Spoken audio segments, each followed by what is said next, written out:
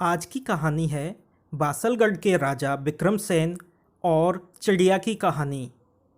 किसी समय बासलगढ़ राज्य में विक्रमसेन नामक राजा राज करता था। वह था तो बड़ा दयालु, लेकिन प्रत्येक कार्य को बिना विचारे ही करना उसका स्वभाव बन गया था। उसके पास एक चिड़िया थी जो उसे अत्यंत प्रिय थी। वह एक क्षण भी उससे अलग रहना पसंद नहीं करता था। चिड़िया भी सम्राट को बहुत चाहती थी। एक बार चिड़िया ने राजा से अपने संबंधियों से मिलने की इच्छा प्रकट की। राजा ने शीघ्र लौटने का निर्देश देकर उसे अनुमति दे दी। चिड़िया उड़ गई और अपने संबंधियों से मिलकर बड़ी प्रसन्न हुई। लौटते समय चिड़िया के पिता ने उसे सम्राट के लिए एक अमृत फल दिया। चिड़िया खुशी खुशी फल को लेकर उड़ चली। रास्ते में रात हो गई, अतः उसने विचार किया कि क्यों न पेड़ पर रात बिताकर सुबह को महल पहुँचे। वह पास ही एक पेड़ पर बैठ गई। पेड़ की जड़ में एक सांप रहता था। उस रात वह भूखा था। भोजन की तलाश में पेड़ के ऊपरी हिस्से में रेंगने लगा। उसने चिड़िया के पास रखे हुए अमृत फल को चख लिया, जिसके कारण वह विषैला हो गया। सुबह फल लेकर चिड़िया महल में पहुंची और राजा को भेंट कर दिया। राजा बहुत प्रसन्न हुआ।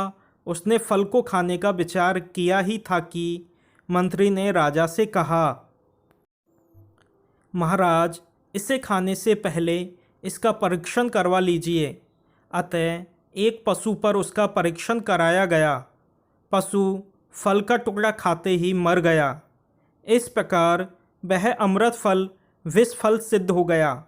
सम्राट ने क्रोधित होकर चिड़िया से कहा, धोखेबाज चिड़िया, मुझे मारना चाहती थी, ले अब तू भी मर।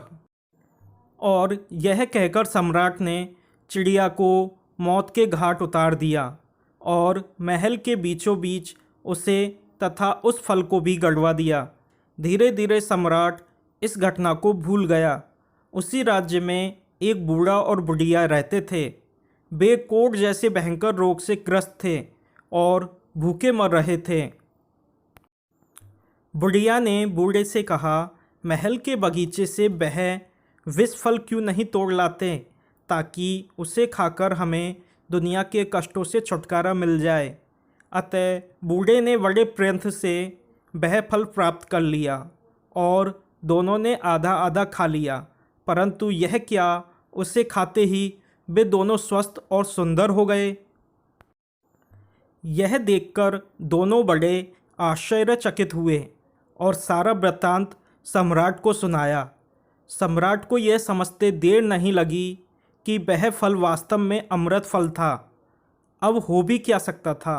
सम्राट अपने कुकृत्य पर बड़ा दुखी हुआ और उसे अपने भविष्य में बिना सोचे विचारे कोई कार्य न करने का दृढ़ निश्चय किया। उसने महल के पास एक भव्य मंदिर का निर्माण कराया और इस प्रकार चिड़िया की याद को सदा के लिए अमर कर दिया। इसलिए कहा गया है, बिना विचारे जो करे सो पाछे पछताए। इसका मतलब है हमें बिना सोचे विचारे कोई भी कार्य नहीं करना चाहिए।